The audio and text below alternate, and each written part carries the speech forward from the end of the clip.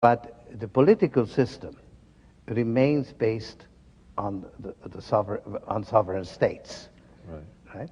So you have a disparity between our political arrangements and our economic arrangements. Mm-hmm. That's sort of the general background of where we are. Well, but before you go on, explain to me the difference in the disparity in our political arrangements and our economic arrangements. Our economic arrangements are global and our political arrangements are not? That's simple? That's right. I mean, because there's a difference between markets and politics. Let's say in a democracy, it's the voters that count, right? In a market, it's money that counts. So you've got two different principles at work. And sometimes they mix. And sometimes they mix, and it's a very dangerous mixture. Yeah. It taints democracy, right? And of course, you also have many political systems which are not democratic at all. So there is some sort of affinity between this market capitalism and democracy, in the sense that most countries at the center are currently democratic, and many at the periphery have recently turned more democratic. But there is no necessary, how should I say, identity between the two. So what we need to do is strengthen democracy, this open society, because it doesn't happen by itself. And the other very interesting thing is that actually the global political system is very much under the control of the United States. We are the dominant political power in the world. Now, that puts certain responsibilities on us, because if we use this power solely for our own benefit, a system where the others don't benefit from it is basically not a stable system. And we are, being a democracy, the government basically wants the votes of the people here, doesn't want the votes of the people in China or Africa. So it is guided by our interests. And because of that, there is increasing resentment, which we can't understand, because we are basically very decent people, and we don't understand why people should not respect what we stand for. But actually, there is increasing resentment throughout the world about American dominance. Yeah, absolutely. I mean, Felix Roden just wrote a piece, an op-ed piece in the Washington Post last week, which is the notion of sort of this sense that America is arrogant and not listening as it exercises its power. I mean, it's almost like the world views us, in contradictory ways. They want to know that America will do the right thing, yet at the same time, they want to know that they are being respected. I mean, I think this led... So we are not actually living up to the responsibilities of our leadership position. And we are, it's not that we are isolationists, not at all, but we tend to be unilateral in our exercise of power, and are not very tolerant of divergent views.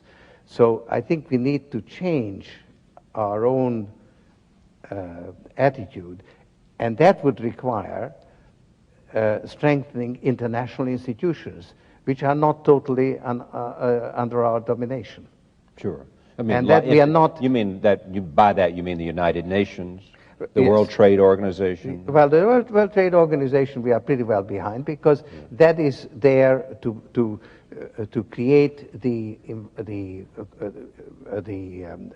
and support free trade, and since we benefit from it. And create a referee. Right. So actually, while I'm a great admirer of the World Trade Organization, in the last 20 years, it has shifted a little bit too far in the direction of trade über alles.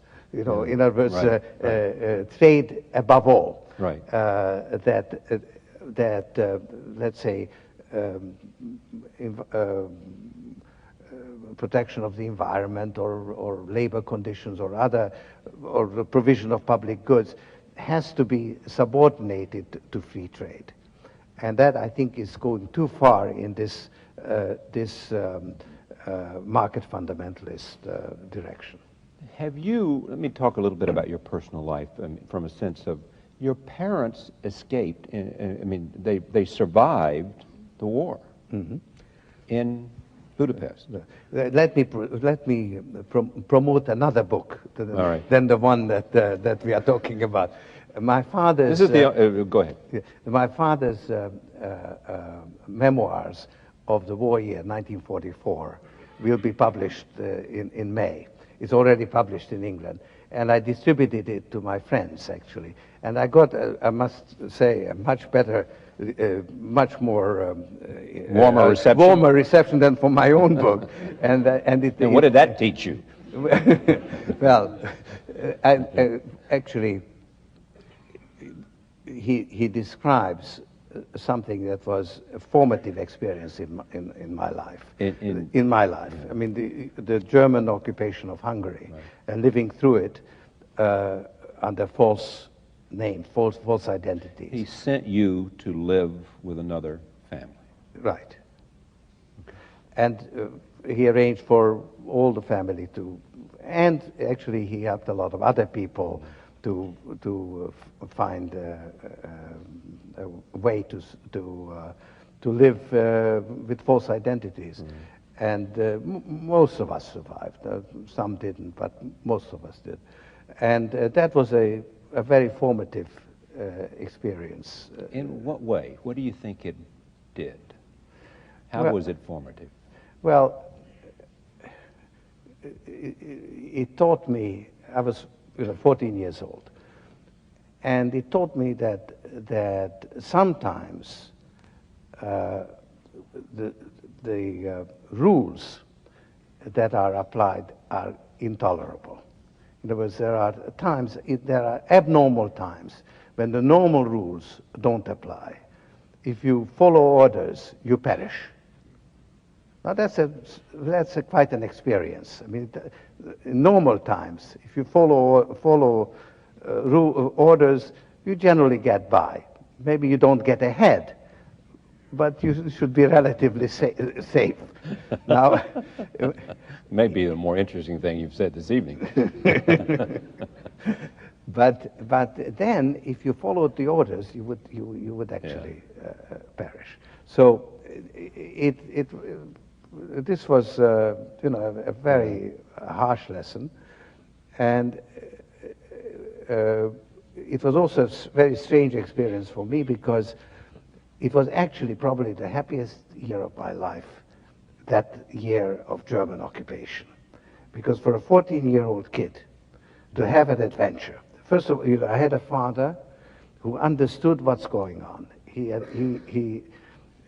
We were confronted by unspeakable evil. It's like a David and Goliath fight, and you are on the side of the angels, and you actually prevail by surviving. So for me, it was a very positive experience. It's a strange thing, because you see incredible suffering around you, and in fact, you're in considerable danger yourself.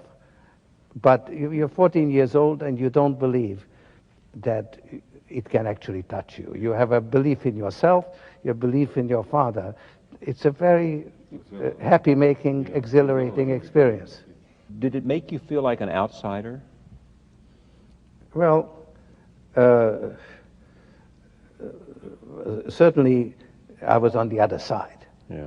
I mean, I mean, this is very much, I would say, you might call the Jewish experience of being on the other side. And so